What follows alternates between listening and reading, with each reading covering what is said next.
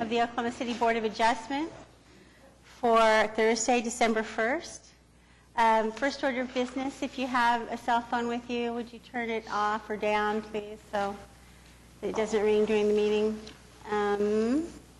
And our first order of business, I guess, would be, second order of business, I guess, would be to receive the minutes of the October 20th meeting.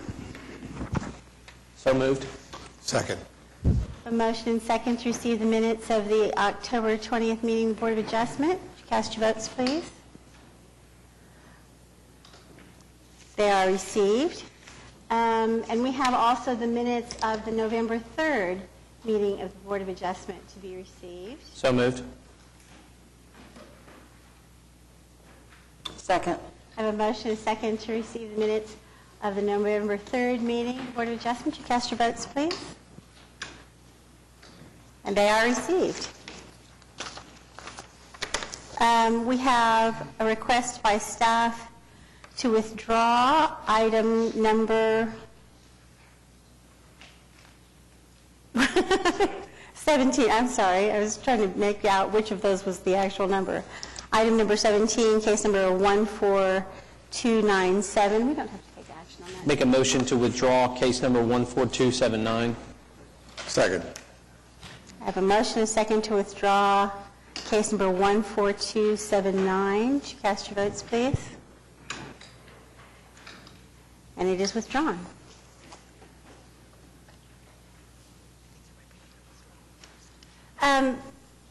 Okay, two things. If you would like to be heard today on any item that's on the agenda, if you would sign up outside so they can hand me one of these slips and I'll have names for those, that would be helpful. Is there any other item for continuance or withdrawal? Withdrawal, let's go with withdrawal first. No? We have one case, case number 14287 is requesting to be withdrawn. I'll make a, I guess I'll. This is an item that was to be heard this morning by the Riverfront. And I understand that as a result of that meeting, they've decided to withdraw this case. This is correct. So, Okay. I'll make a motion to withdraw case number 14287. Second. I have a motion and a second to withdraw item number 2, case number 14287. Would you cast your votes, please? It is withdrawn. So do I have any continuance requests, either from staff or from any member of the community at large? We have one continuance request, item number 14294. We're requesting to continue to the January 5th meeting.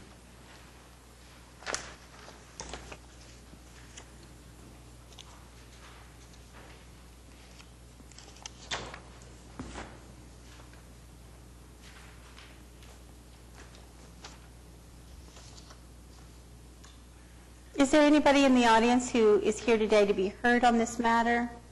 It's item number 9, case number 14294. If there's no discussion and nobody here to address this, I would make a motion to continue case number 14294 to the January 5th meeting. Second. I have a motion and a second to continue item number 9, case number 14294 to the January 5th meeting. If you cast your votes, please. It is so continued. Anything else? No? Down to business then. Item number 1, case number 14285, request of JRB Holdings LLC for a variance to the maximum 10-foot setback of the first and second story of the building in the DVD Downtown Business District located at 113 Northwest 5th Street. The applicant present?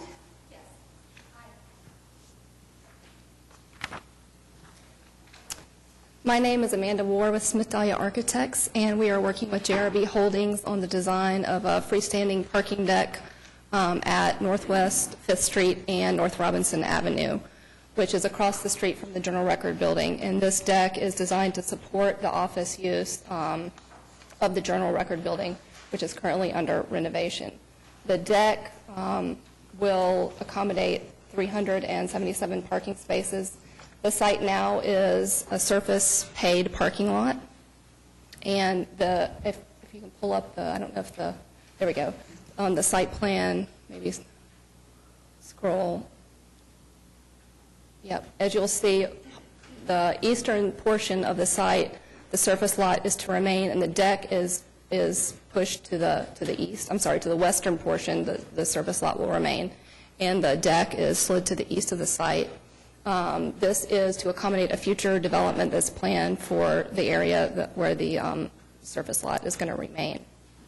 We are requesting a variance for the 10-foot maximum setback from the right-of-way as outlined in the zoning ordinance in the downtown development district. It references a future building. Is there a timeline yet for that? There's no timeline or program yet. Okay. That's correct. And this was reviewed and recommended by the downtown? Yes. Was it reviewed? Yeah, it's Yes. been approved. Yep. Is there anyone here that wishes to speak on the application? Is there anyone who wishes to be heard on this matter? I understand that you're seeking really the variance only from the setback as it relates to Robinson. You meet the That's requirement correct. as Yes, it refers that's right. to Yep. Fifth Street. so we'll meet the requirements on Fifth Street. This is not really the notes that I've made to myself. I'm sorry. I was thinking that since it's the development of the building on the Robinson frontage that is For future. to be determined. That's correct, yes. But you're ready at this time to move forward with parking garage. That's correct. That's not a, Yes, all right. yep. Members of the board, There's no further discussion. I'd make a motion to approve the Second. application. I have a motion and a second to approve item number 1, case number 14285. Would you cast your votes, please? It is approved. Thank you. Thank you.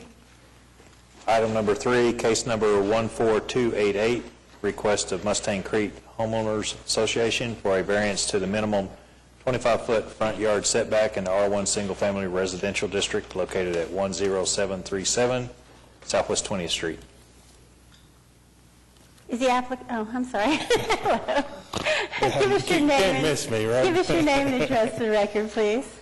My name's Herb Kramer, and I am the president of the MCHOA. Mr. Kramer, I take it your playground equipment is already in place? Yes, ma'am, it is. Okay. It was placed in almost a year and a half ago. We went to ask for a permit for water at the site, and at that point in time, we found out that the playground was built too close to the frontage of the area. If you looked at the plat would show that there's a 20-foot setback on either side, and that's what we used to set the playground in, but it actually should have been 25. So we're asking for a variance for that 5-foot. And the Different. 25 is by operation of city code as opposed to your plat? Correct. Well, as a mom, I might have opted for placing them a little further back from the street than they are, but Well, if you look at the site, it's a fairly small lot. I can see that. That was identified when the plat was originally designed. And was this property set aside for Yes. open space and Yes. and amenities? Okay. Yeah. In the packet, there was a copy of the plat that said for common area. That's probably presumably because of the shape of the lot. I mean, Yes. I think that's Yeah, it right. would hardly put a home there. Is there anybody else here today that wishes to be heard on this matter? Members of the board? I'll make a motion to approve the application. Second. I have a motion and a second to approve item number 3, case number 14288. Would you cast your votes, please? It is approved. Thank you. Item number 4, case number 14289, request of Johnson & Associates, Inc. for a variance to the minimum building height of 25 feet in the Bricktown Core Development District located at 25 North Oklahoma Avenue. Could you give us your name and address for the record, please? Good afternoon, Mark Sitzow, 1 East Sheridan Avenue, with Johnson & Associates on behalf of our client. What they're proposing is a parking booth with a small retail space and a restroom inside. And so we're needing a variance to the 25-foot height requirement within Bricktown. Our building is 12 feet tall. We're on Oklahoma Avenue. Our client is working on improving the overall lot, and this is part of his plan. I'd be happy to answer any questions. I had spoken with staff earlier. I understand the subject site is identified by the legal description that was provided, and I get that would be appropriate maybe for notice purposes. But with respect to any motion on this, I think we would want to narrow it to the parking lot in question and not include the other structures that are on this site. So you would probably need to provide us with a We can do that. revised site plan or legal description. Is there anybody else here today who wishes to be heard on this matter? Members of the board? There's no further discussion. I'd make a motion to approve the application contingent upon it being restricted to this structure that's part of this application. Second? A motion and a second to approve item number 4, case number 14289. Would you cast your votes, please? Thank you. It is approved.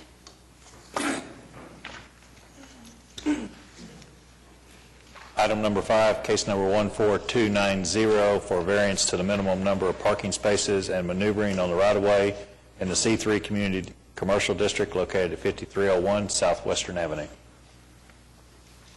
The applicant present? Would you give us your name and address for the record, please? Hello, my name is Elias Pendle. I'm representing Gregorio Gomez. Address is 5305 Southwestern. Could you tell us about your application, please? We were just trying to sort out the parking space for the location of the business, for the restaurant. I'm not sure what requirements we need, but we're trying to y'all's approve of anything we can do to make it work. I drove down to this location yesterday, and some of you may have as well. This is an old convenience store site, and as such, the parking from the front of the building to the street is limited. There's an empty lot to the north across 52nd Street that I'm assuming that is not available to you. No, it's not, sir. The street parking on 52nd is, these are smaller homes with single driveways, and so, you would be putting one car, if that, in front of each house. And conceivably, if you needed 25 or 26 spaces, you could have people walking 2 blocks. And so I understand your desire to try to find a tenant for this property, but I can't support a restaurant just because it's too much traffic, too many people, too many vehicles for that. And I'm sure that you've been looking for other tenants. Okay, and after these guys are through, I'm sure, the chair will recognize you. Okay. But I'm going to have trouble supporting your application for a restaurant for those reasons. Not because I don't want you to, have a good tenant or to be a good tenant in that building. Okay. From a street view, it looks like this building at one time, if not currently, was occupied by multiple businesses. Is the restaurant intending to take the whole property? Yes, sir. And what's the square footage of that building?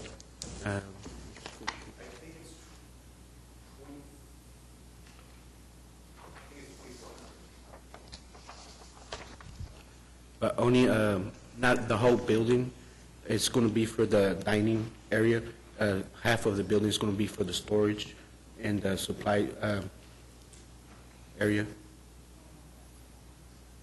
I don't think you can just limit the number of tables. I don't think that that's something that this board would be reviewing. We don't have anything specific before us for us to figure out how many spaces you would need and anything that's, you just have the idea. And I noted that the building north of that is also vacant, correct? Or doesn't seem to be occupied during the day. So there's some business issues about keeping occupancy out there. Is that correct? Yes, ma'am. I would like to have something concrete for us to look at, whereas the design is such that you would only have certain amount of area that would be for eating and the rest would be storage and something else. Because just to approve this without anything before us, I'm inclined to agree with other members that this probably wouldn't be the best place to have a restaurant and because of the limited spaces. So perhaps if something were before us that would show us that there'd be very limited spaces. So. Okay. Would you like a floor plan of the dining area, or how we like that? I think what we're saying is that any proposed business at this location that requires this amount of parking is probably a problem, because the size of the parking lot that you have in front of the business, and then if you've got parking requirements above and beyond that, you're basically imposing on the neighborhood and, parking in front of their homes. And, for the people that come to your business too, there's the hazard of walking up and down the street, and, this time of year, it's dark in the evening and so forth. So, Can we, is there anyone that would like to speak in opposition? Because I have a couple questions for the I do, and I think landlord. perhaps this gentleman. Wait, can you come up and give your name and address? My name is Patrick Turner, and we're talking about 5305 Southwestern. If you look, and especially since you were there, because I went and did the same thing trying to figure this out, on the north side, we have a 63, 64-foot entrance onto the property that if we close that off, it seems like there would be by far sufficient parking for that, and it also wouldn't allow anything going into the neighborhood from leaving. So you have two entrances from the east side of the building that can go in and out, and then if we close that off with an iron, that they're all over, up and down. We're talking about just closing one of the entrances off.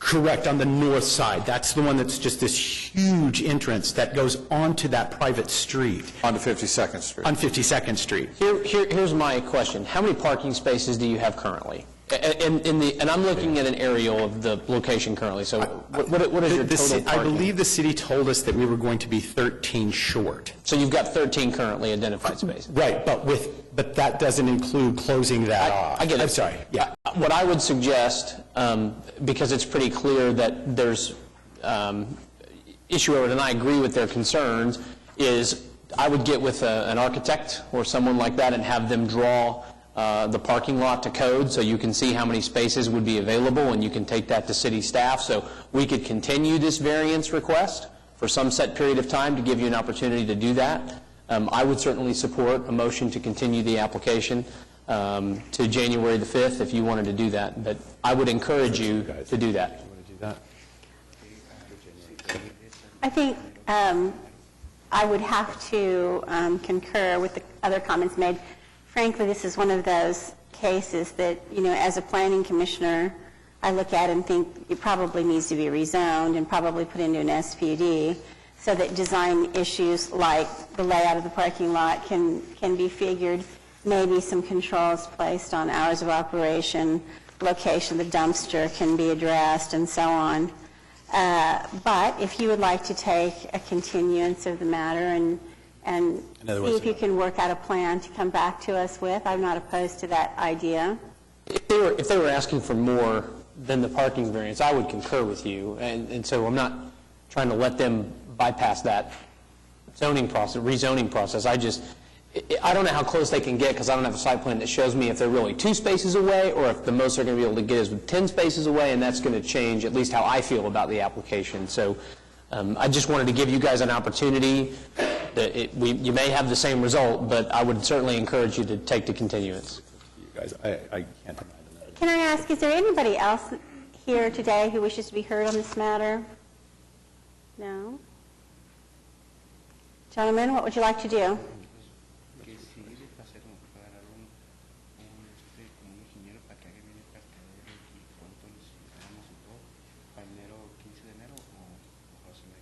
Perhaps we need to push this matter to the end of the docket and come back to it so that you three can confer and reach a decision about what you want to do with it. Shall we do that?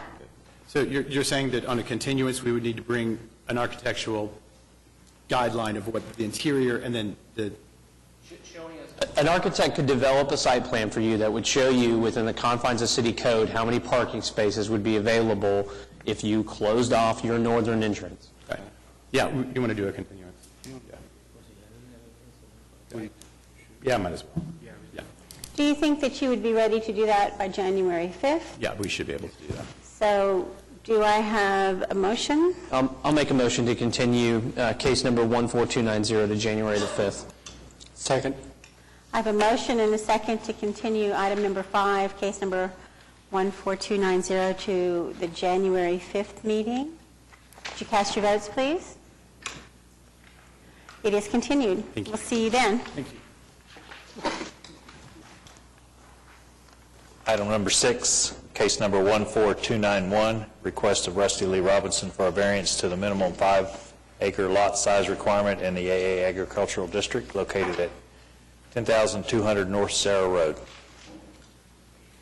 Would you give us your name and address, please, for the record? Good afternoon. My name's Rusty Robinson. This is my wife, Patrice Aston. Our current address is 3825 Northwest 65th Street in Oklahoma City. Would you tell us a little something about your application, please? I have 3.111 acres at 10200 West Sarah Road. I'm sorry, North Sarah Road. And the nature of our request is to allow construction of a new home, preserving the existing zoning. Is there anybody else here today who wishes to be heard on this matter? No? Members of the board? I am in a position to support the application. If there's nobody here to speak and no more discussion from the board, I'd make a motion to approve the application. Second. I have a motion and a second to approve item number 6, case number 14291. Would you cast your votes, please? It is approved. Thank you. Item number 7, case number 14292, request of Granby LLC for a variance to the minimum 5-foot setback in the PUD 518 district located at 5801 Mistletoe Court. I'm Sham Carpenter with Prestige Pools. I'm here to represent the Swansons in this matter. We're asking for a 4-foot of the 5-foot side setback to build a swimming pool. I note in our packet we have a letter both from your homeowners association and from your next door neighbor stating their support for your application. Is there anybody else here today that wishes to be heard on this matter? Members of the board?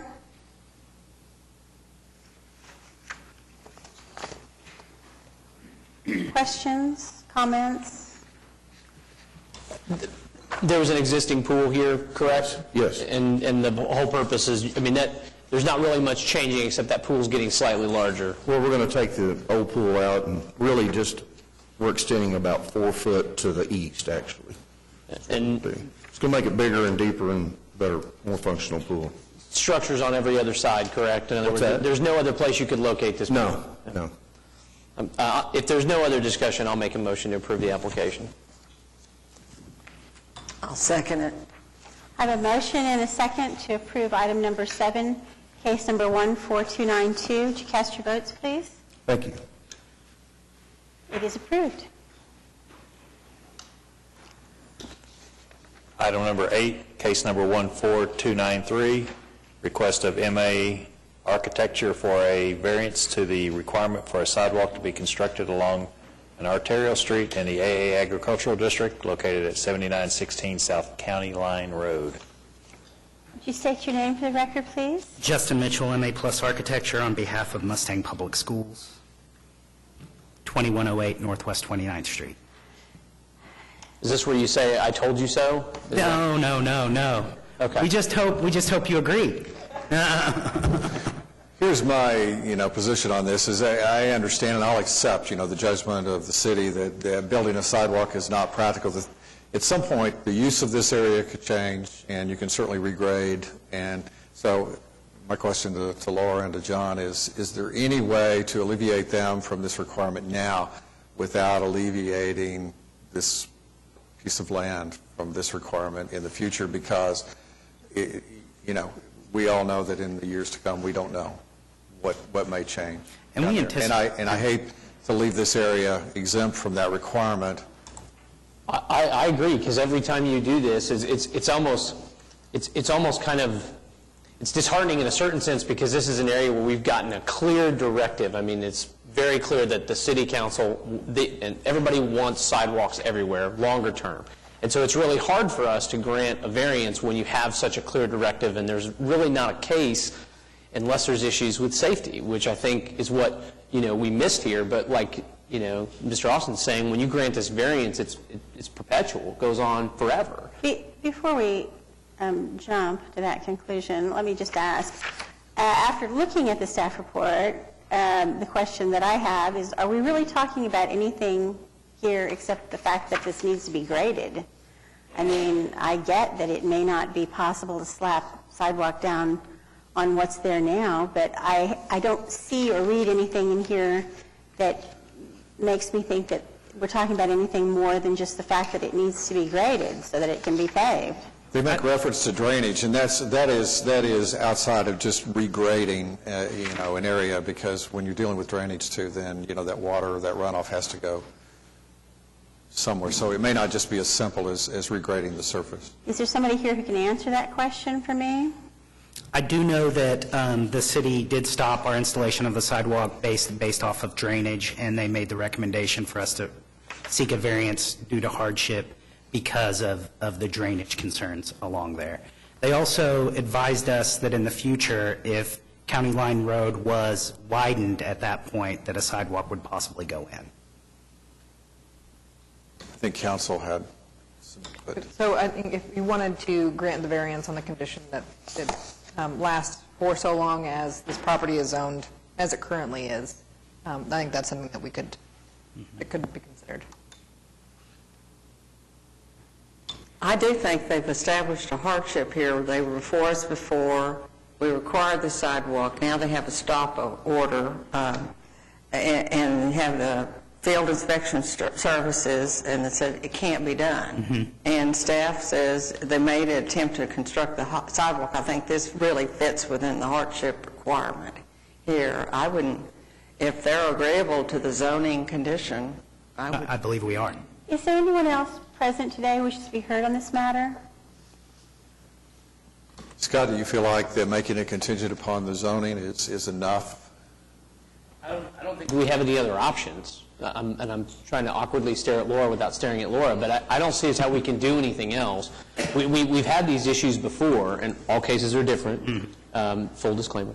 But where there have been obvious drainage culverts that were dug into the side of areas where variances were granted on the grounds of safety, and I think that's probably what the city's concern is. So I hate to give perpetual easements here, perpetual variance essentially, but unless there's some other condition, I'm going to support it on the conditional grounds that have been discussed. That sounds like a motion to me. Consider it one. I'll make a motion to approve the application under the condition that the property maintain its current zoning. Did I do that right? I second. I have a motion and a second to approve item number 8, case number 14293. Would you cast your votes, please? Thank you. Approved. Item number 10, case number 14295, request of Sun Custom Homes for a variance to the front and corner side yard setback in the R1 Single Family Residential District located at 1201 Northwest 44th Street. Hi, Jerry Hogue with Sun Custom Homes. I'm representing our homeowner, Brad Edwards. His house there at the corner of Military and 44th caught fire in July and was burned beyond repair. So he's going to build a new house. His previous house, we want the front line of the new house to be exactly where the previous house was, which is in line with the rest of the houses on that street along 44th. On the side, we're actually bringing it in farther than what the previous house was, because when that was platted in 1907, there was no statutory 15-foot setback. So actually, we'll be about 8 foot back on the side from the property line, which is about 6 feet more than what the previous house was. And the house that sits right behind it actually is, I think it was like 1 foot. No, it was about 3 foot off the property line. So it's over the statutory 15-foot side setback as well. The structure that's immediately behind it, does it face military? No, it faces, it would be 45th. Is there anybody else here who wishes to be heard on this matter? Members of the board? Comments, questions, motions? I'll make a motion to approve the application. Second. I have a motion and a second to approve item number 10, case number 14295. Would you cast your votes, please? And it is approved. Thank you very much. Item number 11, case number 14296, request of Kimberly K. Timmons Schaefer Development Company for a variance to the minimum 200-foot separation between driveways in the PUD 47 district located at 6438 West Memorial Road. Good afternoon, Mr. Chair, members of the board. My name is Dwight Butler with Anchor Engineering for the applicant. This is a pretty unique one in that we had sold off the property directly to the east of us, but had made sure we had a shared access agreement in place before we did. They came in and built the sushi bar and just built their own drive without utilizing the shared access, which left us with no place to put a drive. And that's why we're before you. The notes that I've written to myself, is there no city separation requirement on a street like this? So the 200, our reference is to the PUD. Yes, The ma'am. separation requirement reference that we have is to the PUD. Is there not a city requirement for separation separately? I would have to call on the city to answer that, but John and I and JJ had gone over this in great detail, and this is the game plan we walked out thinking we needed to follow. City has a policy of 100 feet between drives, but it's a policy, not a code. Okay. Is there anybody else who's here to be heard on this matter today? Members of the board? There's no objection. I'll make a motion to approve the application. Second. I have a motion and a second to approve item number 11, case number 14296. Would you cast your votes, please? It's approved. Thank you very much. Item number 12, case number 14297, request of Rachel Cope for a variance to the maximum 10-foot front side yard setback from right-of-way in the Neighborhood Business District and Urban Design Overlay District located at 1742 Northwest 16th Street. Dave Ledbetter, 2612 Drake Stone. I represent the owner, Pasto Fuentes, and this is Rachel Cope, the owner of the Empire To Go Slice House. Our request is to build a new walk-in and storage enclosure on the southeast corner of the existing building.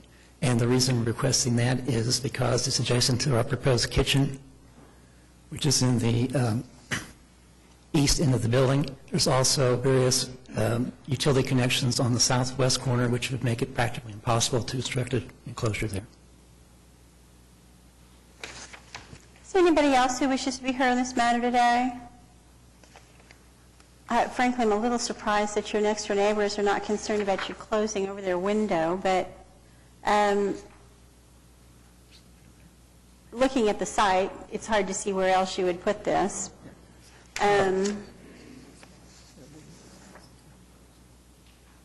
I don't believe there's a window on their property line, so zero lot line. Aren't there glass blocks in that on the west face of the building next door?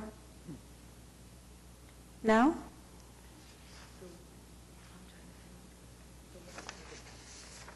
The west side of the building, I think, just faces Indiana, right, Dave? So No, not your building, I mean the building next door, but, Oh, I'm sorry. Okay, so the building to the east of this? right. Correct. Yeah, there's a space that's actually between the two buildings. Yes. I don't know if a person could actually fit through there. Yeah, super small. Yeah, but the light is what I was referring to, so.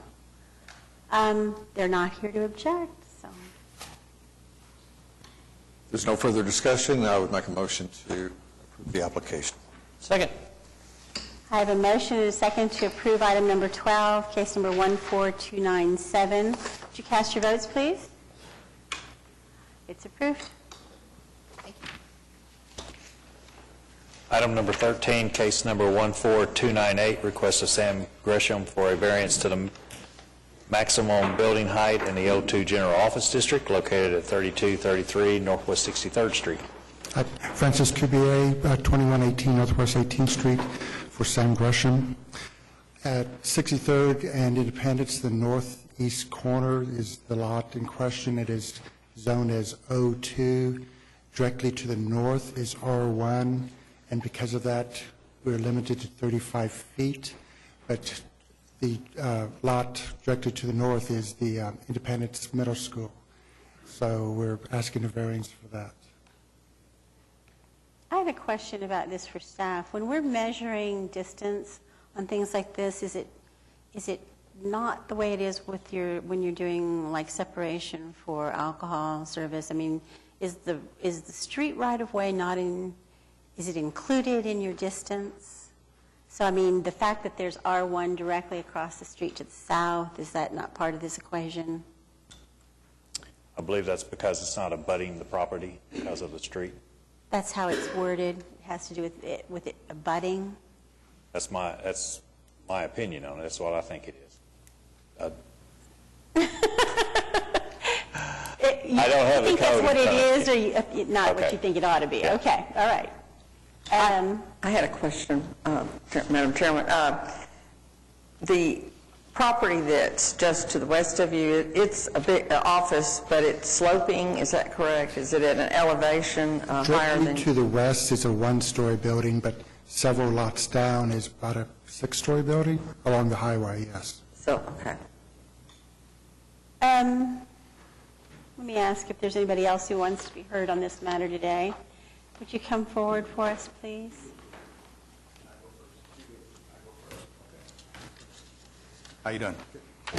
My name is Paul Woody. I'm a CPA in private practice, and I have 4 of the 10 buildings in Independence Square. And I started there in 1977, been there 40 years. And my concern for any variance is the need for more parking and the safety situation. For 40 years, we've been able, my clients included, have been able to go out of Independence Square onto Independence, especially if they wanted to go east on 63rd Street. Not sure if you know where I'm talking about. If you try to get out on 63rd, either early in the morning or late in the afternoon, and you compound the holiday season with people escaping from Penn Square down 63rd, the traffic is just incredible. And a lot of my clients, because I'm not exactly a young guy anymore, I'm 73, and a lot of my clients have grown old with me, they can't turn left. We've already had near accidents. We have a very unsafe situation. And with the variance, that means more people, more parking, and more safety issues. It's just been since they closed off that access. So now there's only 2 accesses on and they're both on 63rd. So you cannot go out on Independence. But the pure fact of a variance would mean more parking. We had a situation just a year ago where the tenant down to my east had some additional people in there. Their business grew, and they were having to bring people in for parking. Every slot was taken. My original buildings, 3 buildings, 3205, 3209, 3213, there's 24 parking spots. Well, as I grew from 1977, I went from 2 employees to like 16. So then I bought the building to my west, so we would have ample parking for the employees. And it's a great place for like a bank, but for a lot of businesses, you know, that's going to need a lot of parking, it's really, really difficult. And it's a really unsafe situation.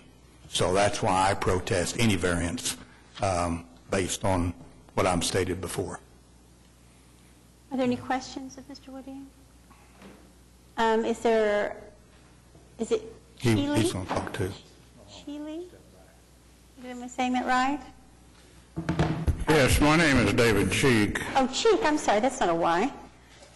I am a lawyer, and I'm here on behalf of all of the other owners in the office park that's there, specifically the Arnold Law Firm, Bonder Investments, Kennedy Investments, Real Property Management, and I'm also here as an owner because my family owns one of the buildings in that area. Can I use? I want the commission to understand this development was done in the early 60s, and there is no property owners association. There is no common areas.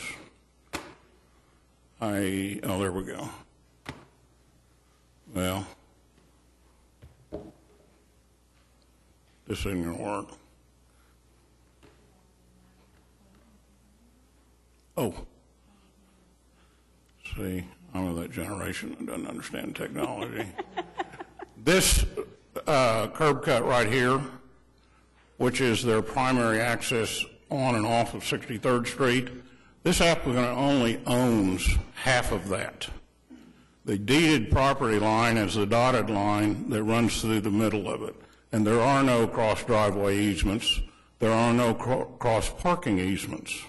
We've attempted to put together a property owners association, and this particular owner, when he had his other building that he tore down, refused to participate and insists on limiting access to his property. We had a driveway easement that ran across the north side that we used. We thought we had a deeded easement. It turns out that we do not. There is a deeded easement that runs right to his property line on the north side, and then it stops.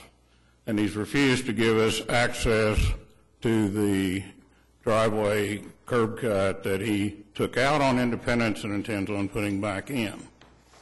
This case is not a hardship.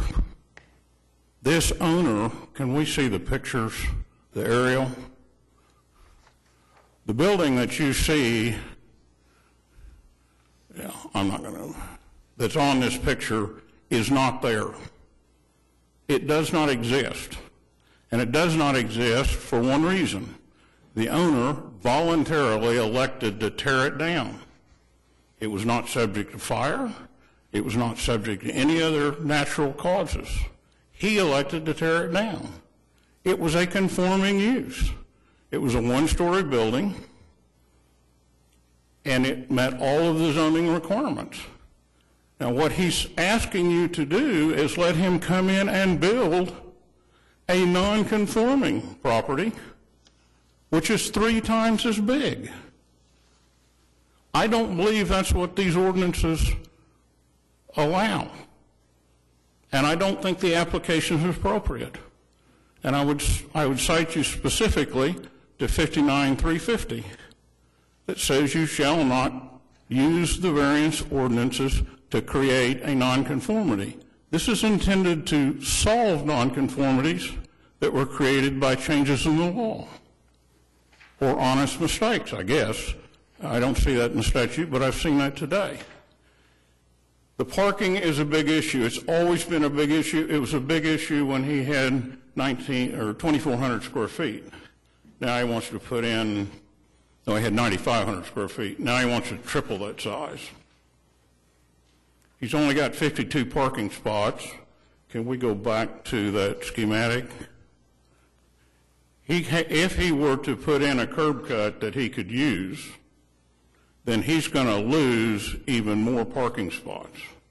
He doesn't have enough today, and when he gets access from the curb cut, which he'll have to have for this size building, he won't have enough. This is not a hardship. This is an owner that wants to overbuild, and the surrounding properties respectfully dissent. I am very familiar with this area. My office is close to this area, and I'm in and out of this area, and the traffic load across 63rd has increased, significantly in recent years. And you've articulated the concerns that I had about this application, but I would also say that you two are between a rock and a hard place, because whether we grant this variance or not, you've still got the access issue. We do, but let's not make it worse. Well, and I'm going to concur with that, and it's not, before us today as a matter, but I think, it's worthy of consideration. But, increasing the tenants and the number of parking and the number of vehicles and, even Independence, because you've got a school just north of here, and even Independence, I'm sure that there are times when it's hard to turn south on Independence when you had access to this. Yeah, and so immediately north is the school, and there's an open area there. Immediately across 63rd, you've got residential. Immediately to the west, you've got a dentist office and some other medical. It's all single story. The taller building he's referring to, you have to go almost all the way to Hefner Parkway, and it's on the same side of the street. I appreciate, your effort to improve this parcel, but I can't support your application.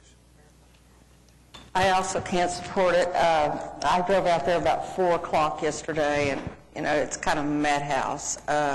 Starting about 4, the whole city kind of starts congesting. And the purpose of the ordinance is set forth. The hardship really hasn't been established. I think we've looked at several other cases like this before, and I really don't see any need to approve it or see any basis to approve it, especially at this location. This location is very, very crowded. You've got some residents on the south. You've got just a whole bunch of congestion there. And to add this 2-story, I just think would be out of line anyway. Well, I visited this site also yesterday, starting at about 10 minutes till 5, and I sat there until nearly 5:30. And the situation as it stands right now is really, really difficult and problematic. With respect to the issues that have to do with the cross-access, I'll just comment for what it's worth that, if this case were in front of us on the Planning Commission, we would require that. The ingress and egress to this site is difficult and problematic for a single-story building. You're so close to the corner at Independence and 63rd, which is a difficult intersection to start with. I cannot support this application. If there's anybody else who wants to be heard on this matter, that's fine. If not, I'll take a motion. Yes, my name's Ted Bonham. I'm an attorney. I live at 11300 Quail Creek Road, and I represent the applicant for the variance. And with all due respect to our good neighbors, they are a little bit confused. They're saying it's going to be totally congested. That is not right. They're thinking that the access to the north of this building is going to be closed. The new plans call for, and we received preliminary approval, call for that driveway to go from Independence into our property and their property. So that's open just like it was.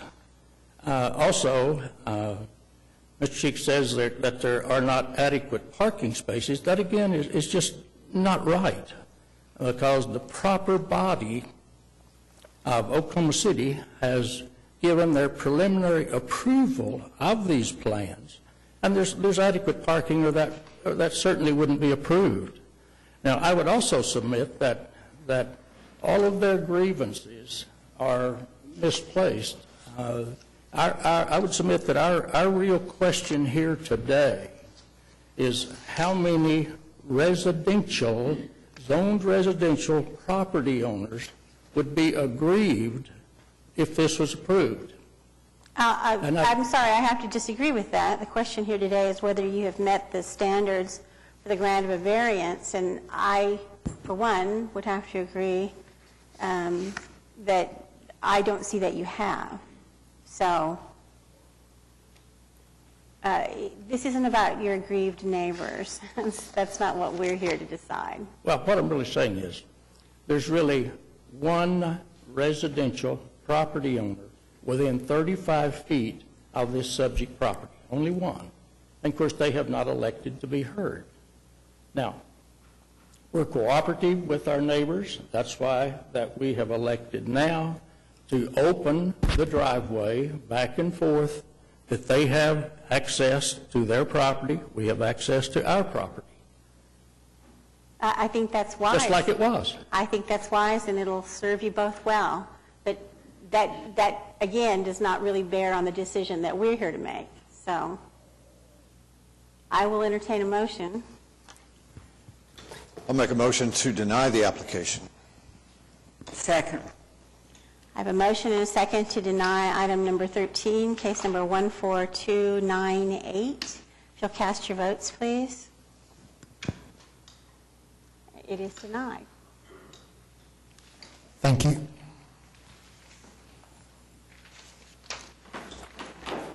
Item number 14, case number 14299, request of Masonry Contractors Incorporated for a variance to allow for a non-accessory sign to be permitted in the downtown scenic highway overlay in the I-2 Moderate Industrial District located at 924 Southwest 6th Street.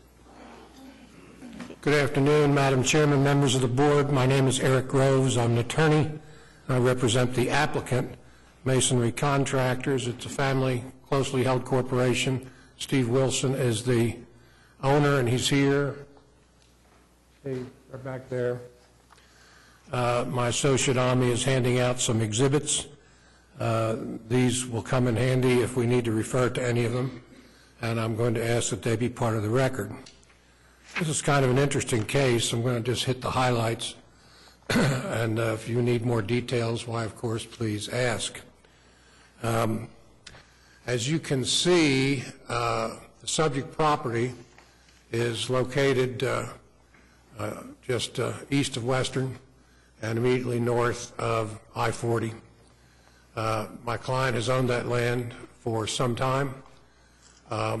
Lots of his land in that area were taken by ODOT, but before that road was ever built, my client knew it would be built somewhere in the vicinity. He didn't know the precise design, so he went ahead and constructed that billboard. A couple things happened after that. One was that the road was built, and then secondly, the city council adopted an ordinance that limited the number of buildings in an overlay district called the Downtown Scenic Highway District.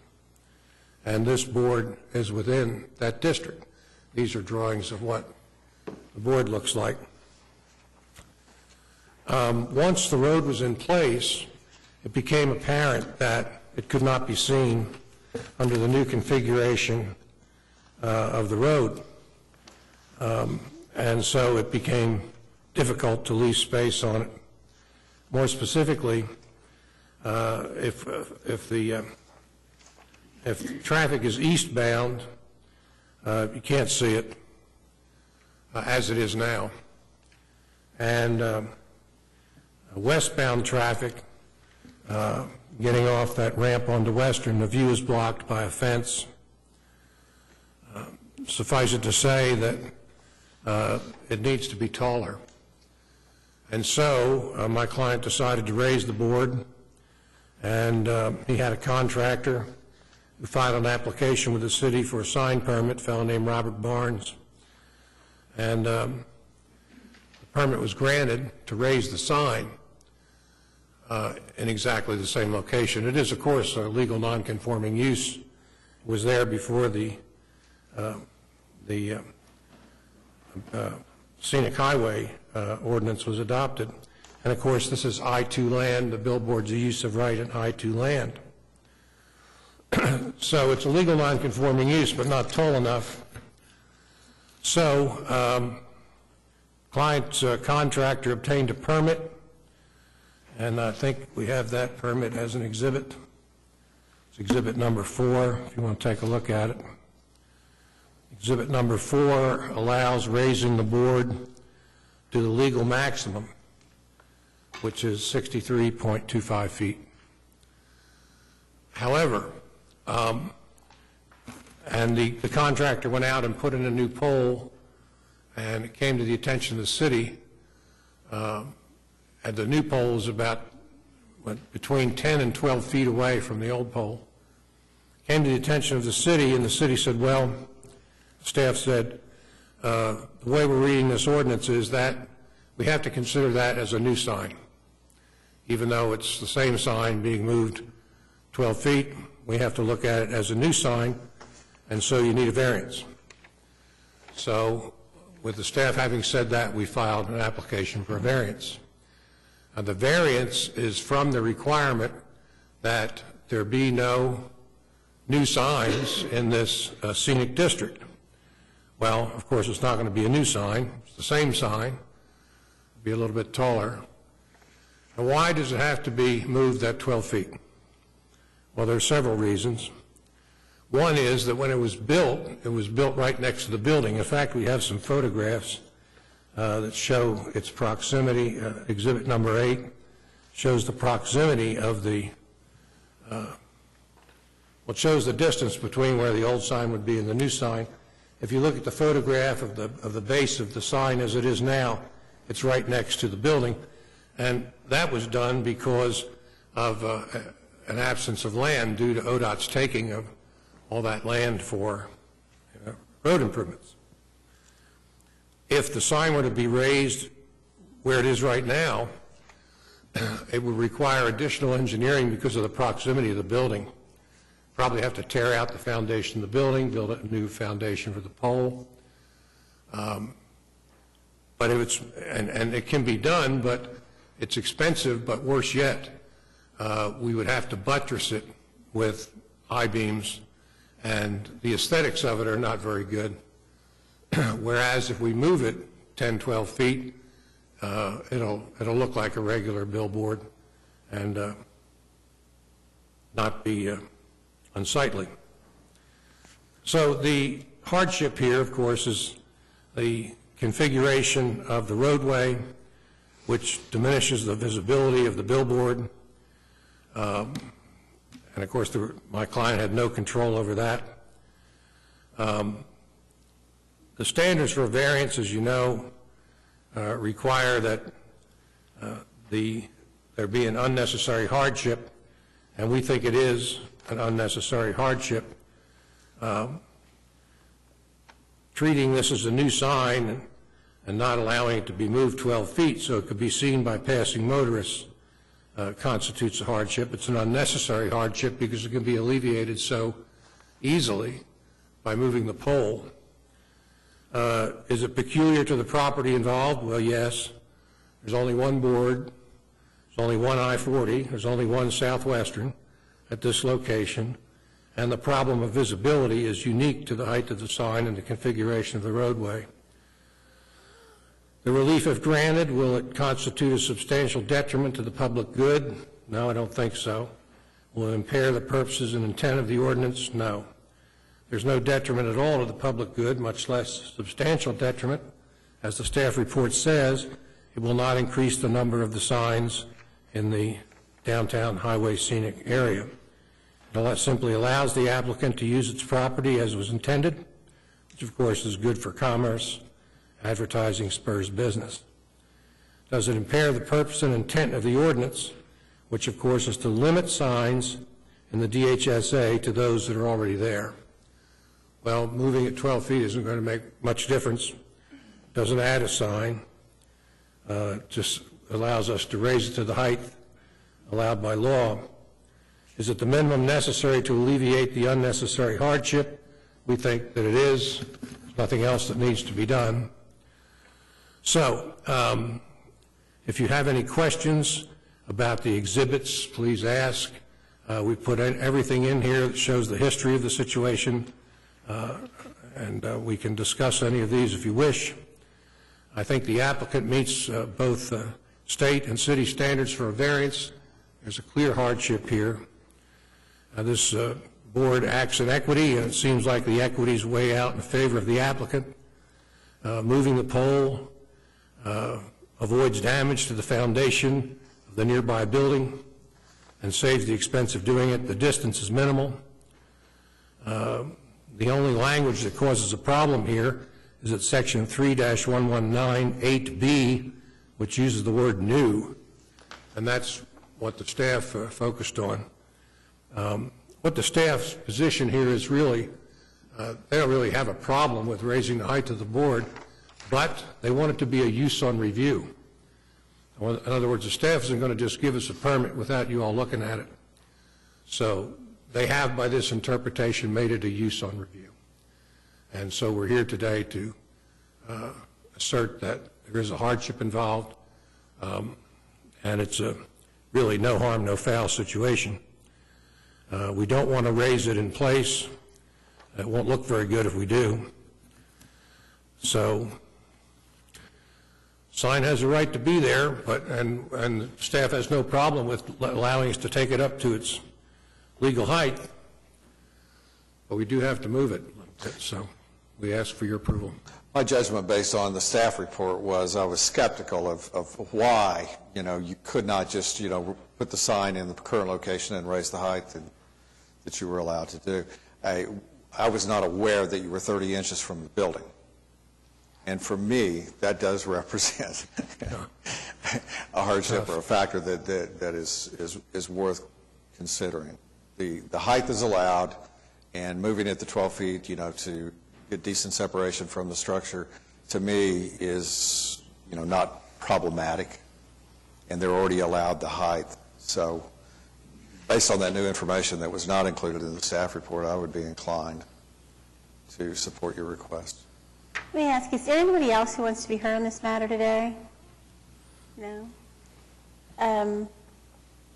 Members of the board? Comments or questions, Mr. Rose? I would just note that the staff report does indicate that the purpose of the statute is that these kinds of uses will either come into conformance or cease, and I find that compelling. Also, the staff report indicates that this sign could be raised at its current location, and that's something that the applicant is choosing not to do for reasons that you've articulated clearly, and I understand that. I can tell you I would not support this application if the present location of the sign, if it was not something relevant like, proximity to a building so close.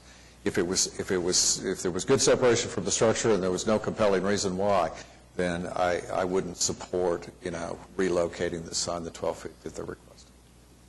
It's not that it can't be raised where it currently is. It would just be easier to move the sign and raise it. Is that correct?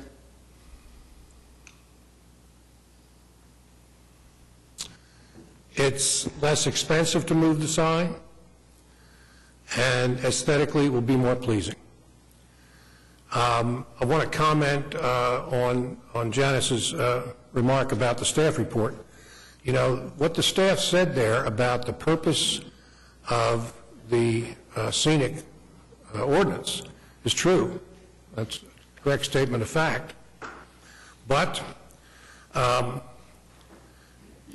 that is a legal non-conforming provision, and legal non-conforming uses are permitted to continue under the state statute and under our ordinances, so long as they're not abandoned or the intensity of their nonconformity is increased. So we have a right to be there, but it is more efficient. It makes things difficult for everybody if we don't move it, because if we try to do it in place, and when we talked to staff about this and did a little sketch of what it would look like, and JJ said he thought that was pretty ugly, and we did too. So there are really two factors that contribute to this. One is the proximity to the building and the difficulty and expense of raising it in place, but also what it would look like. So to me, it's no harm, no foul. your comment about, to your point about the statutes, you know, the state statute that allows legal nonconforming uses, and I know you're familiar with it, also has a provision that the municipality can enact an ordinance which terminates legal or nonconforming uses in a given district. And that is done from time to time, but in order to do it, the municipality must have an amortization clause that allows the property owner to recover his investment. Now, sometimes, you know, those can be a little arbitrary, but let's say the ordinance says, well, you've got to take down your billboard in X number of years. Well, that number of years is dependent upon what it will take for the investor to recover his investment in the sign before he takes it down. Notably, Oklahoma City did not enact that provision. It had the right to. That's not really at issue here. Your statement that you have a right to be there is partially correct. You have a statement to be where you are now, and you have a right to be where you are now. The question is, you know, whether you had indicated this is not a new sign, it's the same sign, but it's a different pole, it's a different height, and it's a different location. So in order for you to accomplish that, you need a variance. That's what the staff said, yes. So I do have one comment or question. The problem, I understand your hardship argument definitely in place. My only problem with the whole thing really is that once you've got that change in the law, how you're allowed to raise the height of the sign to a different level. I wouldn't have problems moving the sign 12 feet if you didn't raise the height of the sign. But I understand staff has said that the height was permitted. I'm just having a little problem understanding since it was clipped in place with the adoption of the ordinance. I guess the height was decided before it was decided down. The original height was decided before the roadway was ever built. It was originally 50 feet. It wasn't at that height. Pardon me? It wasn't at the height it could have been at. That's right. So what was in place was what was in place. I have no problem with the conformance of the height that was in place at the time. I'm not disagreeing with staff's assessment of it. That's my main problem with it. I don't have a problem with you moving it at the existing height, but. Well, I hope we'll get your vote then, because the height, my associate did more work on the height than, we don't regard height as an issue, but we want to be responsive. So I want to be clear about this. Are you suggesting that if the sign is moved, the height should be reevaluated? I just thought whatever the height of the moving of the sign really, I know they want to make it higher. I just have a problem with the issue of the height, allowing the additional height to be higher after all these ordinances were in place. I don't have a problem with the height of the existing sign being moved 12 feet, but they want to make it higher, and staff has made the decision that that comes within is permitted within the nonconformance. So I'm just saying that's what's troubling to me. I'm not saying that I disagree with you legally. So. Well, the height is by ordinance. So they could raise that height regardless of whether or not they moved it, and that wouldn't change the use of the sign in any way. Not only that, it would make it worse. If what I'm being told is true, and the structure necessary to support that sign, given where it's located now and how it was built and the increased height, we're going to have a less attractive sign than if we allow it to move 12 feet. And clearly, to me, the elements of the variance are met on the hardship side for the same reasons that Mr. Austin previously articulated.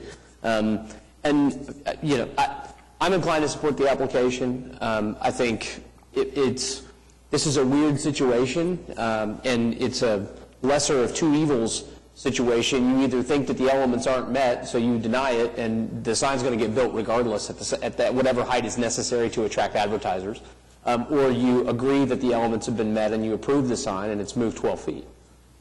That's what I'm sounds like a saying, is motion. I'm reluctantly agreeing with your elements of the hardship. I will tell you, though, you can't see anything from that highway when you're driving. It's very difficult to see any signage or anything. You're just lucky you're getting through it. So, especially at a fast pace of traffic. I want to add that staff has also determined that if the sign is not put back on the pole that it was on, and it has to have a new pole put in, we're still going to consider that it has to have a variance at that location because it was removed and having to be replaced. It would still need a variance at that location unless it's put back on the same pole. Well, that's why we're here. Yep. You're not suggesting we need another variance, are you? What I'm saying is if Whether it you was put moved or it back not, at it the would exact be same variance. location it's at right now, not on the current pole, and you put in a new pole, it will need a variance for that at that location. Oh, well, If there is not additional points of discussion, I'm going to make a motion to approve the application. Second. I have a motion and a second to approve item number 14, case number 14299. Would you cast your votes, please? It is approved. thanks to the members of the board.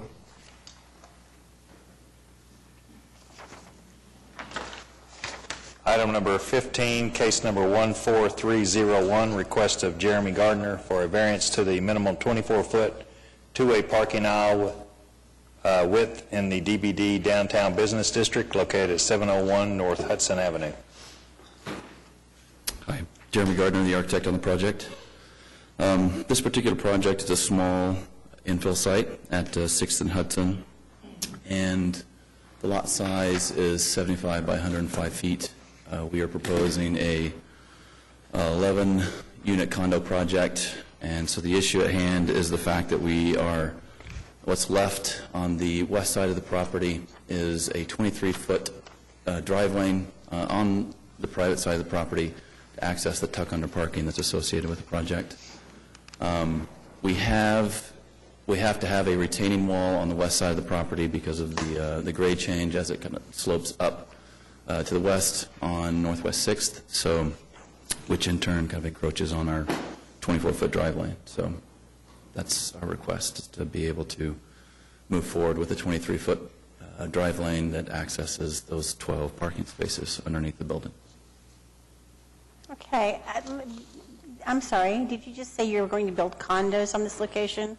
Yes. My staff report says a 5-story multi-use building. Yeah, it has a live-work unit, and then it has condos on floors 2 through 5. And so how many units are we talking about here? 11. And how many parking spaces are you showing on your current plan? 12.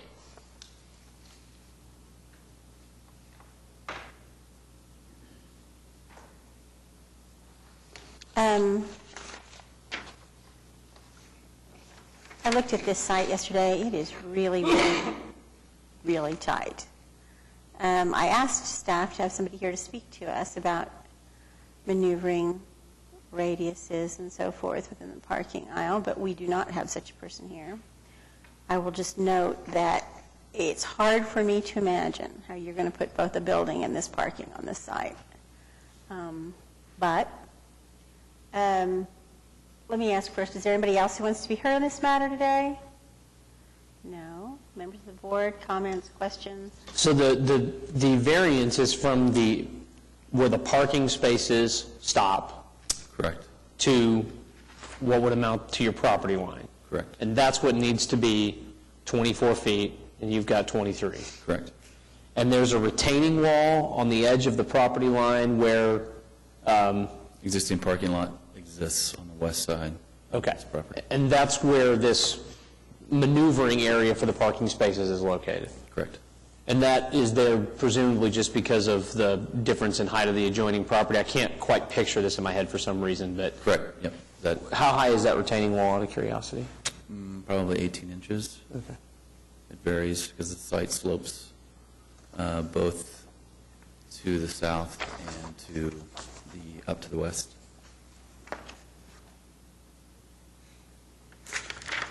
I assume you're going to enlarge your access onto, what would it be? Sixth Basically, Street? that's an existing, we're just It's entrance. tiny. Yes, and so we're going to make it compliant with a one-way in, one-way out, kind of a private drive. This was also approved for recommendation by the Downtown Design Correct. Review, and you presented before them, and they made a recommendation. Yes, ma'am. Did you say, I'm sorry, did you say one way in, one way out? Well, it's one-way. It'll be your only access and parking, right? Correct. Yeah. I'm sorry, I didn't mean to interrupt.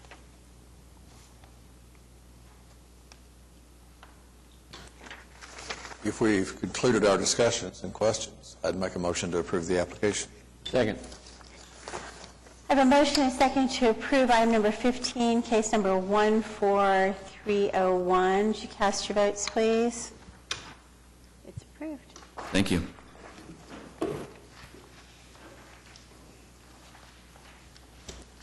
Item number 16, case number 14300, appeal of 240 Land Limited Partnership regarding the denial of sign permit or a variance to the maximum height for a non-accessory sign in the C3 district located at 7400 South Pennsylvania Avenue.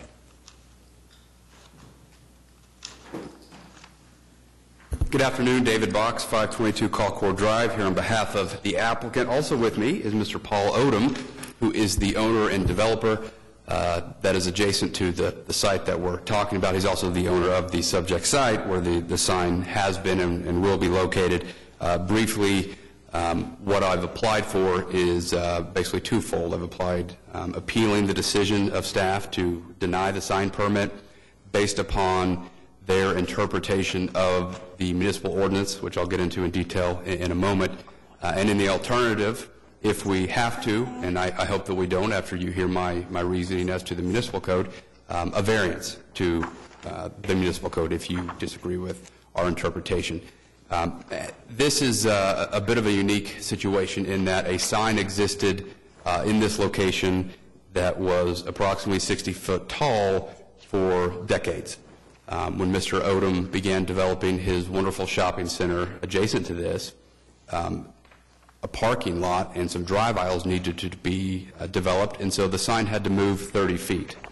It was the understanding that the sign would be able to move 30 feet. They were going to go down to 50, which is lower than what they were, and when they went in to apply for the sign at 50 feet, 30 feet to the west of where it was, they were denied based upon an interpretation of the code that I believe is incorrect. But before I get into the details of that, I would like Mr. Odom to come and explain the development and explain why it is we did have to move that sign 30 feet to the west. Madam Chairwoman, members of the Board of Adjustment, my name is Paul Odom III, and I'm the developer of 240 Penn Park. And before I start, I say this to almost all of the bodies that I talk to, especially as I get older. I appreciate, regardless of how you vote, I appreciate the service that you do to our city, because you serve without remuneration to make a city a better place. And I appreciate that. I've served on boards before, and we don't hear that too often. So thank you, regardless of how you vote. Anyway, I'm as I said, as Mr. Box said, I'm the developer of 240 Penn Park. We've developed this property over the period about the last 6 decades, and we've just expanded our shopping center. The sign that was removed was on our property. And it was a 60-foot tall sign. It had been there for decades. It could be, we don't know how many decades. It could be 40 years or so. Because that bank has gone through various ownerships. It was Friendly Bank at one time and became Bank One, and now it's Chase. So a few months ago, about a couple of years ago, we expanded 240 Penn Park, and we built 70,000 square foot of additional space, and we'll expand it to another 30,000, so we'll have over 100,000 foot there. But the existing sign was in the parking area and in the drive lanes, so I didn't think there would be any issues at all, and because we're just moving the sign on my property to another place on my property, the 30 foot to make it safe, and so that's the reason that we're here. I'd like to entertain any questions if you have any of me. This is another trip I made yesterday afternoon, and this is an area that has grown, and you know, there are many more businesses than there used to be. Your exhibit 1.5. To me, this is an example of why I have a problem with your request, is because there is so much, you know, building and signage adjacent to 240 that if this sign was 150 feet tall, I mean, you know, it would be difficult for anybody traversing I-40 either east or west to see it. For me, you know, our obligation is to make sure that you've got signage for people that are on Pennsylvania, that they can, you know, easily locate your business without a problem. And to me, you know, conforming would allow you that signage. But I don't think the argument about, you know, being able to see the sign from I-240 has validity. Well, I would disagree, and I'll specifically tell you why. I don't believe we need a variance. I believe we meet the letter of the law as drafted in the municipal ordinances. If you look at, and I've provided two different portions of the municipal code. One starts with Section 3-119. One starts with Section 3-102. Chase Bank does not own the piece of dirt in which this sign will be placed. Therefore, it is a non-accessory billboard. It is not an accessory sign. So we have to look at standards for billboards and similar non-accessory signs to see what is required for this particular sign. We're Zone C3. So billboards, non-accessory signs are specifically allowed by right because we are on a tract of land that is at least 5,000 square feet and is undeveloped. So there is no issue in terms of the ability to put a non-accessory billboard on this piece of dirt that we seek. So, given that that's the case, then let's look to what the code would say would be our allowable height. Sub 3, sub A, the maximum height of the highest point of the structure for non-accessory signs, and this is a purely legal issue in my opinion, and this is the key. Signs displayed to be read from a divided limited access roadway with 4 or more traffic lanes shall be 50 foot above grade. Well, the only reason we're here is because we are intending to be displayed, to be read from a divided limited access roadway with 4 or more lanes of traffic. The reason staff denied the permit is because it wasn't adjacent to the highway, which I respect and understand why they would say that. However, if we're understanding where we have to get from a basic statutory construction interpretation, there's something that would be more instructive. If we turn into the other exhibit I provided, which was the standard for accessory signs, and if you turn to page 6, again, accessory, but it's instructive. Use abutting a freeway. The drafters of the ordinance saw fit to limit the height to uses abutting the freeway. They specifically declined to include abutting language. So when you read Section 119 sub 3 sub A, there is no limitation that we have to abut. The only limitation is that it's displayed to be read from a divided limited access roadway, which there is no doubt that we will be read from a divided limited access roadway. This is where we disagree. Well, and I would ask at least then, if we're going to disagree, there's nothing within the code that an owner of property or the public could see where they didn't meet the pure letter of the law. A interpretation that is contrary to the plain meaning of an ordinance, frankly, is unfair, given the fact that this sign has existed for decades and decades, and there is no limitation that it has to be abutting a freeway. If there were, the drafters would have saw fit to put it in there, just like they saw fit to put it in when it's an accessory sign. I have a question. Yes. How many blocks can you go where you read that ordinance to apply? Because you're not directly next to it, you're a block away. So if you're going 2 blocks away or 3 blocks away, are you saying that section is applicable as well? Or about a half block. But as you get further away, you're no longer able to be read from the divided highway. Here, you have a unique piece of land because how it sits. But certainly they could have, if there was a framework in which they intended to limit the 50-foot height, they could have said within a block or within X feet, or to get to 50 feet, you have to be adjacent to and abutting, which they specifically did for accessory signs. Here's what I would say is as you're approaching Pennsylvania, either from the east or the west, a 50-foot sign, in my opinion, would not give you visibility that you're seeking.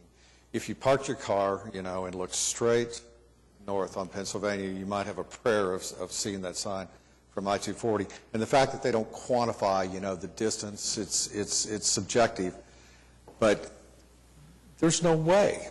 And the screenshots, that you provided us, the photographs are all taken, from an elevation. They're not from street level.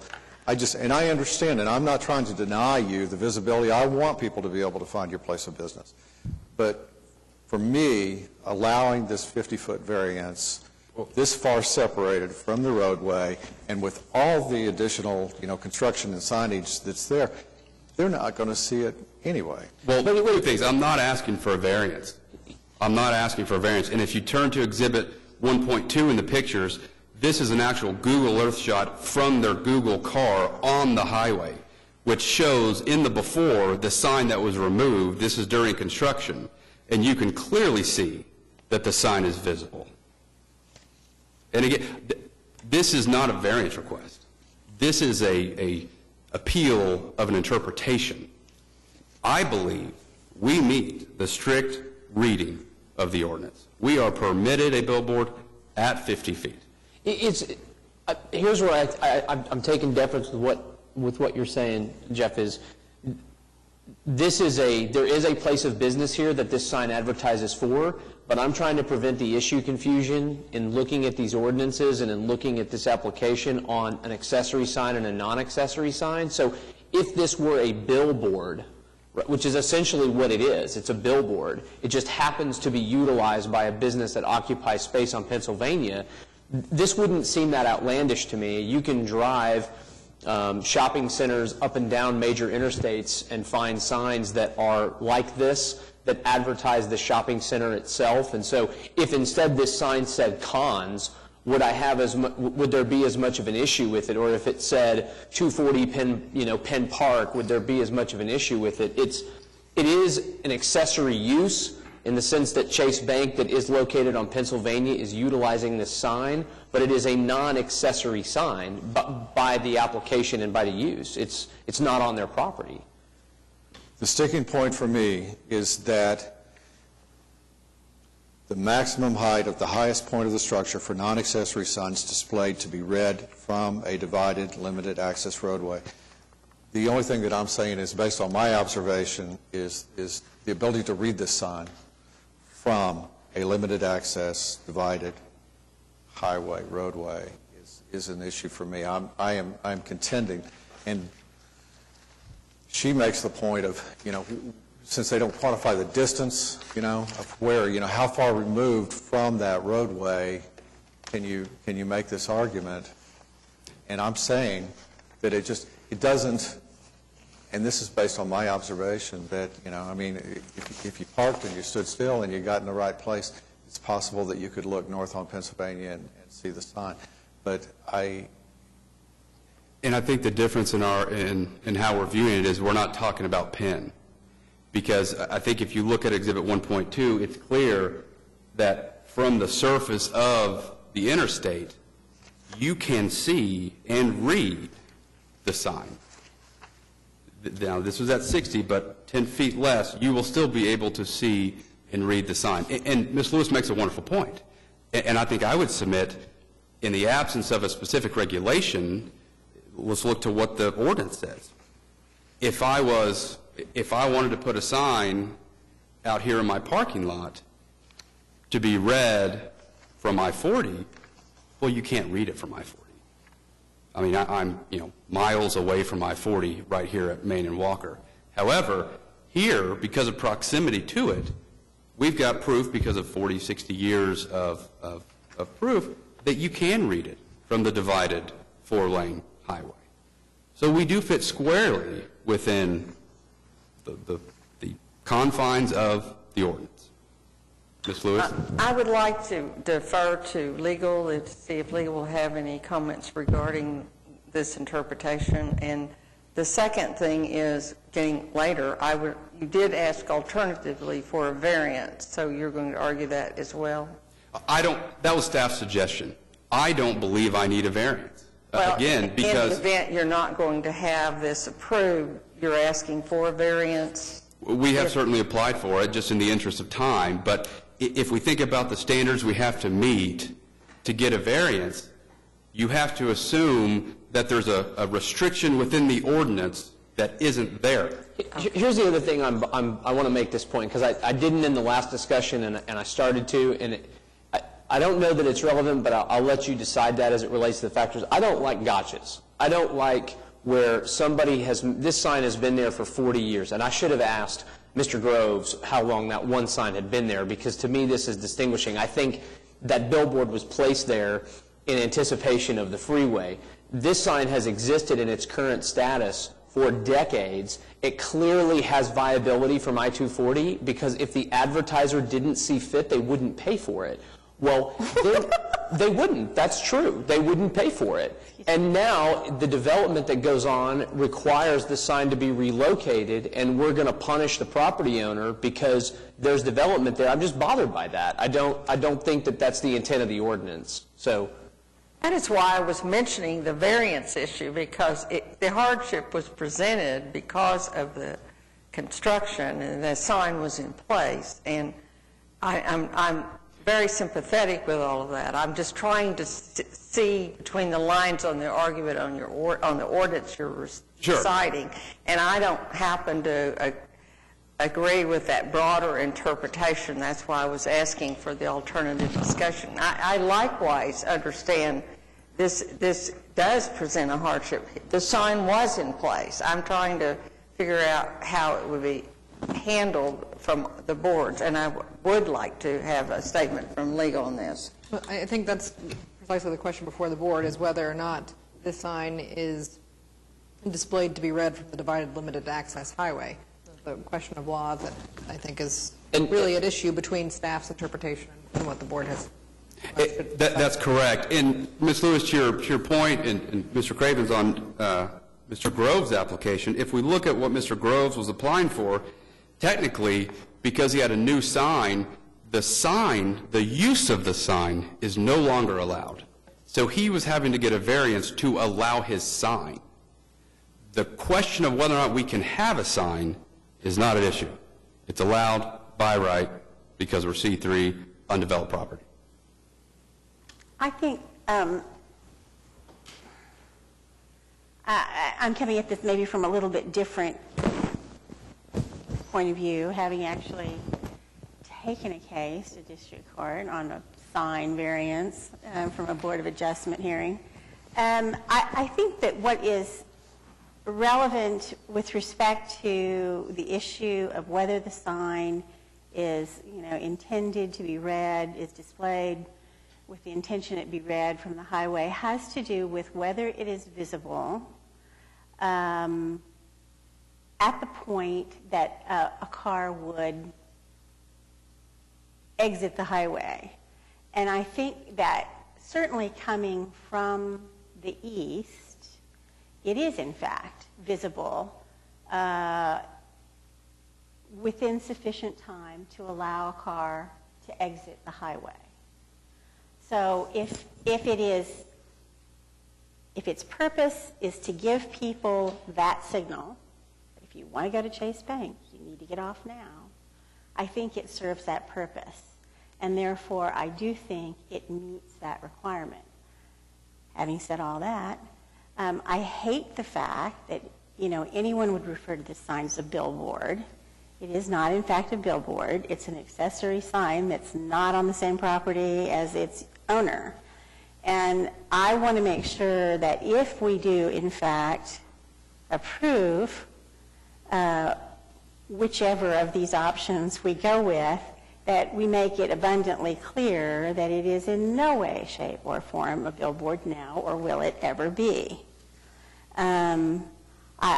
I think the fact, I am persuaded somewhat, perhaps inappropriately, but nonetheless, honestly, by the fact that they're actually lowering the height of the sign in this move, and that it is not a new sign. It is, in the sense that it is, after having told Mr. Groves that he was arguing the other way, I guess I'll reverse myself and say, in this instance, it really is simply a relocation.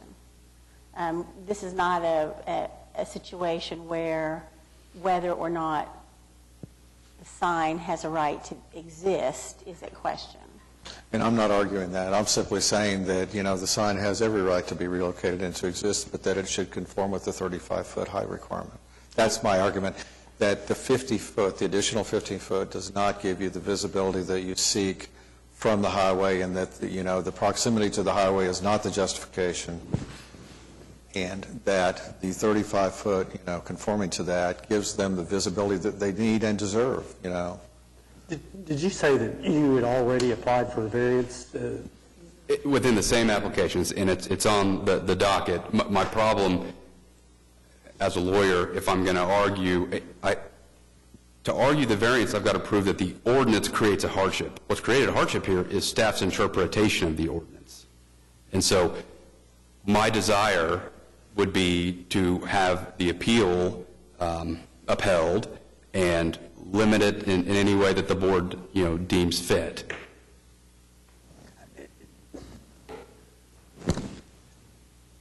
Whatever we get is good for you.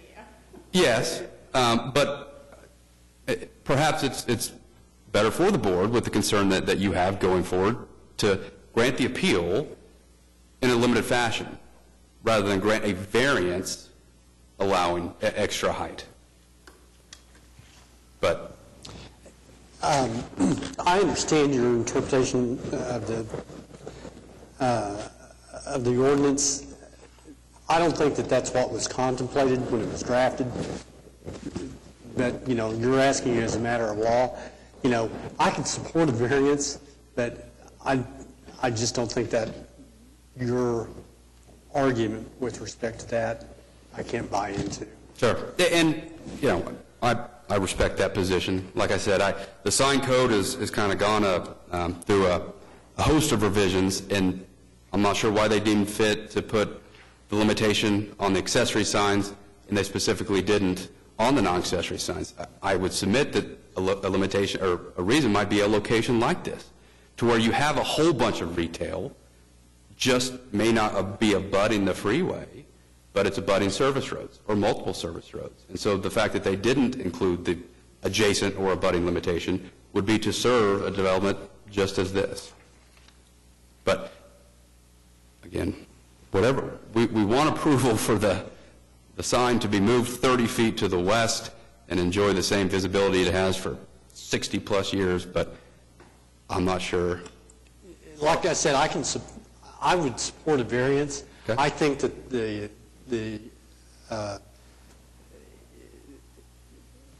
we have to contemplate that when the ordinance was drafted, everybody who participated in that function anticipated that it would be property along the divided highway. Perhaps. I don't think that's accurate, because I think there are a lot of places where, because of overpasses and because of terrain and so on, signage for uses are not placed where the uses are, and they're placed to be visible from the highway. So I don't think I necessarily agree that the separation of the use in feet or blocks or whatever from the highway is at issue. The question I would have for staff is, with respect to my own personal concerns, whether one of these solutions is better than another. whether the appeal from the decision of the staff is a better way for us to get where I would like to see us go, if we're going to approve it, or whether a variance would give us more ability to set control. I do not want anybody to ever think that we're approving a billboard here, okay? So however we needed to express that, I think is significant. I don't know if John has any thoughts on the matter also, but from my point of view, if we are going to, if there's another factually similar circumstance that arises and you grant the appeal, it's going to be hard to later say, no, not that particular sign. If you want to place more restrictions on this particular one, I think a variance would be the easier mechanism to do that. This is a non-accessory sign, correct? So by definition, a non-accessory user can use this sign for advertising purposes. Yes? Right. Okay. So Are you saying that no matter which way we go, we're not able to limit that? But since this is not on the Chase Bank property, as I understand it. Correct. It is a non-accessory sign, so that's... It could say anything that the owner of the sign wants it to say and that someone will pay for. And my question to you is that beyond our I think I've got a control? solution. Is that beyond our control? Sure. Through any mechanism that we have available to us So today? you're wanting to limit it just to be advertising for the bank, or whatever bank it might We be? could limit it to the advertising for that address, for that building's address. No billboard. No, the limitation would be to advertise whatever the use of that building, whatever the address of the Chase Bank building is. Tie it to that address. Tie it to the address. So that would be part of your variance? Or appeal, or whatever. I'm persuaded that the variance is the way we want to go. I think I agree with the municipal counselor. I think that if we go with your interpretation, we're bound by that. And it's going to come up, I mean, we've interpreted the statute or the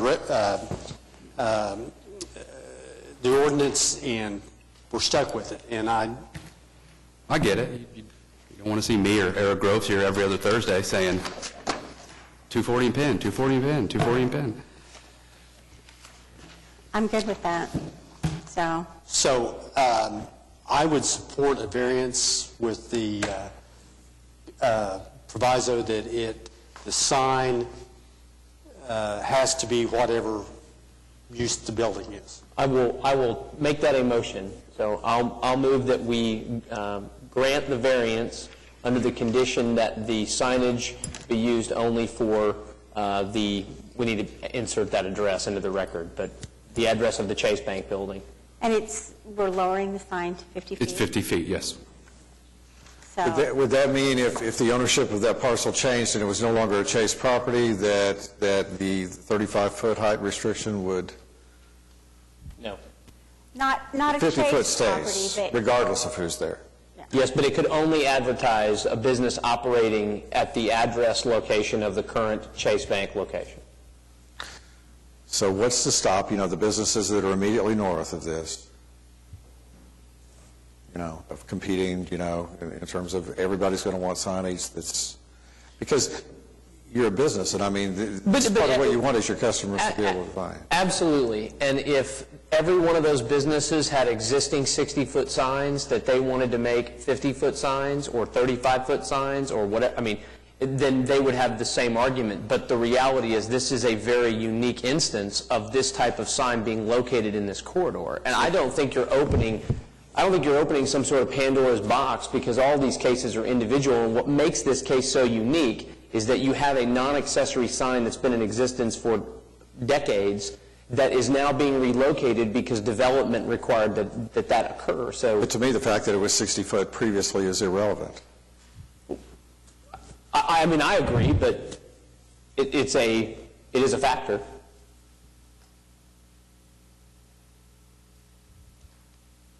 Irrelevant why?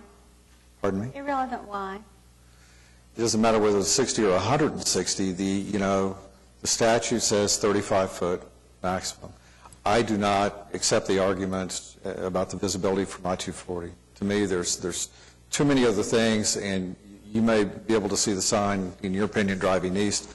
Westbound, I think, is, that's probably not the case. In any case, when you're driving, at 60 or 65 miles an hour, you should have your eyes on the road.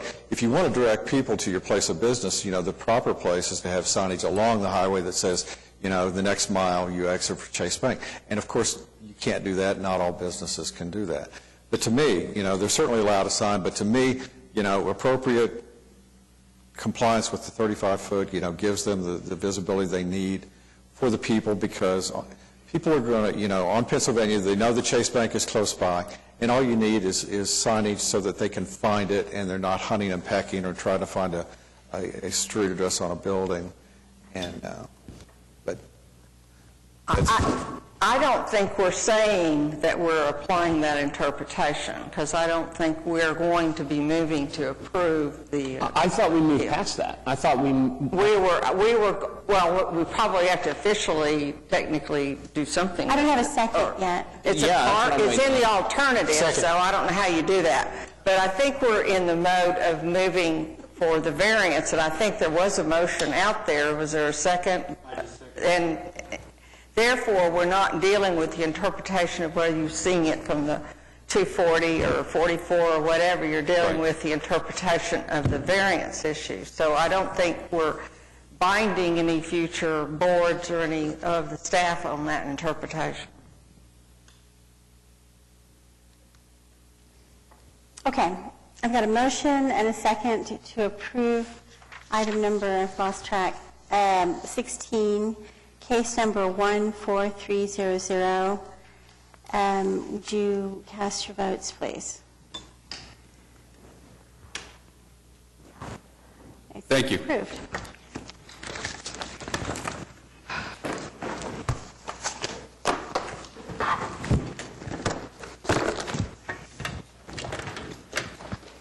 Okay, are we done? Make a motion to adjourn. I guess I could go away with my speaker. Just a second. Is that me? Second. Thank you very much. I have a motion and a second for us to adjourn. Will you cast your votes, please? Did it. We're adjourned.